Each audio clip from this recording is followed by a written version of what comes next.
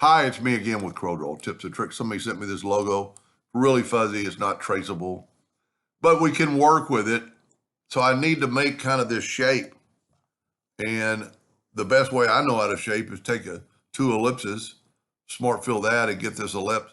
I'm going to actually make it a little bit more narrow. And I'm going to hit P to put it in the center of the page. And then I can grab my smart fill tool and fill that in. And that only gives me the half of it.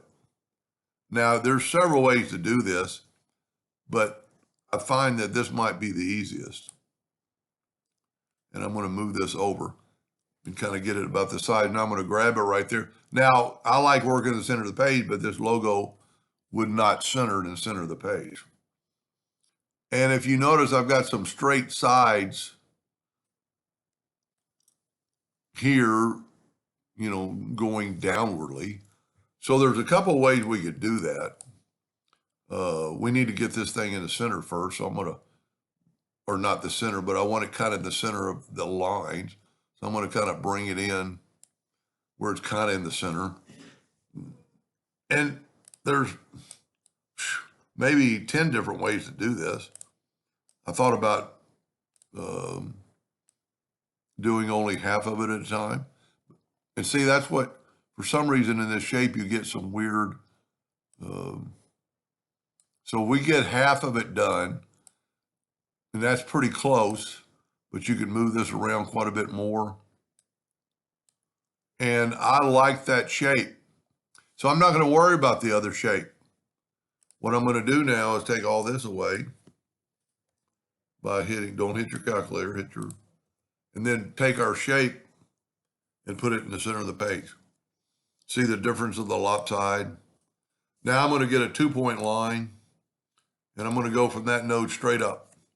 And I'm just going to get this virtual segment delete key and delete that side. Now I can go ahead and get rid of that line, and I can Control D and make a duplicate, and then mirror it over and use the Smart Fill tool instead of the weld tool to weld them. And then we're going to go over here, and I'm going to left click. I'm actually going to turn them yellow. So maybe we can see it more when I zoom in, that the lines are pretty close to the actual shape. So if I take that line and move it up with a 4-point, don't use the 2-point, use the 4-point so it won't stretch it. So I'm dead on, I'm happy. I'm going to take that line now, I'm going to go ahead and make it black, and I'm going to make it something thicker than a hairline, and I'm almost there. So 10 might be too much, but I'm going to say it's okay. I'm going to nudge that over. I'm going to go to Object, convert the outline to an object, and I'm going to left click, right click, and I'm going to nudge it back. Now I want to create that void.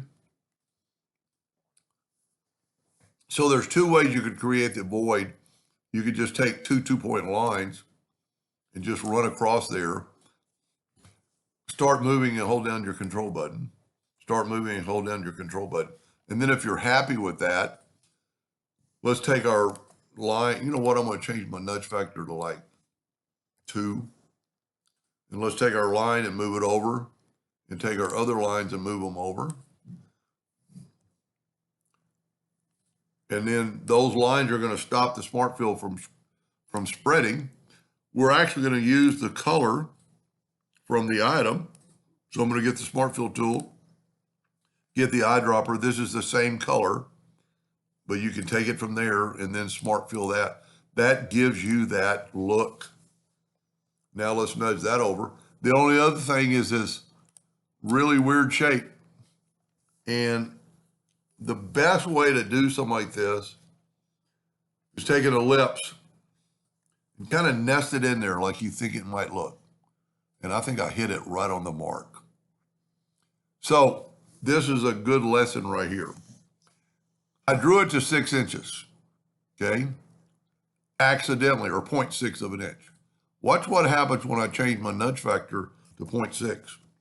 I'm going to make a duplicate and move it over. Was my original drawing 0.6? No, it wasn't. It was kind of rounded off. So what you want to do when you have a case like that, go in and type this with your ratio lock 0.6. And now let's Control D and make a duplicate and move it over.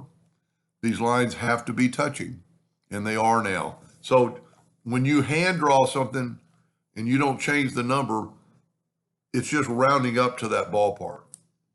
Now Control D or hit the plus key, and look, there's our symbol, exactly the way it should look.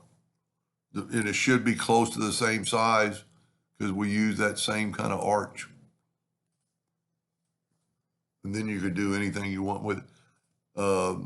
This would be a good spot to lower your nudge distance to like 0.01. And then that way you could take this item and just barely nudge it over and up and try to get it more in the center. But that way now you have a very good, clean graphic, vector graphic that you could do anything with. Anyway, I hope that helped them a little bit. Thank you for watching.